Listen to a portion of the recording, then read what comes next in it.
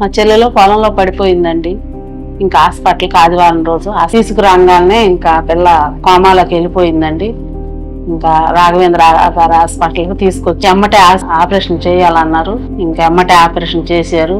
చేసినప్పుడు మెదడు ఉబ్బతం వలన కొట్టేసి పొట్టలో పెట్టి నెలల తర్వాత మళ్ళీ తీసుకొచ్చి మళ్ళీ ఇక్కడ పెట్టారండి. ఇప్పుడు నాకు బాగానే ఉంటుందండి.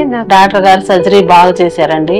మా చెల్లెలు ఆ పిల్ల పని బాగా చేసుకుంటుందండి. అంత బాగానే ఉంది. చాలా మంది పేషెంట్లు అడుగుతుంటారు, ఇట్లా సర్జరీ చేసినప్పుడు ఎముక ముక్క తలలోంచి తీసేసి పొట్టలో ఎందుకు పెడుతున్నారు సార్ అడుగుతున్నారు. దానికి కారణం ఏంటంటే, ఎప్పుడైనా మెదడు లోపల ఒక బ్లీడింగ్ కానీ, లేకపోతే ఒక పెద్ద ఇన్ఫాక్ట్ వచ్చి అందులో బ్లీడింగ్ అవుతాం కానీ, లేదా ట్యూమర్ బ్లీడింగ్ కానీ, లేకపోతే యాక్సిడెంట్ బ్లీడింగ్ కానీ వచ్చినప్పుడు బ్రెయిన్ చాలా ఇన్ఫ్లమేషన్తో వాపుతో ఉంటుంది. అటువంటి వాపు ఉన్నప్పుడు మనం సర్జరీ చేసేటప్పుడు ఎముక ముక్క రిమూవ్ చేస్తాం కదా, ఆ ముక్కను మళ్ళీ పెట్టకూడదు. పెడితే ఏమవుతుందంటే బ్రెయిన్లో ఒత్తిడి ఇంకా పెరుగుతుంది. సో మనం బ్రెయిన్కి నార్మల్ అవడానికి సమయం ఇవ్వడానికి ఆ ముక్కను ఆ టైంలో పెట్టము, పొట్ట లోపల అబ్డామిన్ వల్ల ఫ్యాట్లో పెట్టేస్తాం. సో నెమ్మదిగా పేషెంట్ రికవర్ అవుతూ ఉంటారు.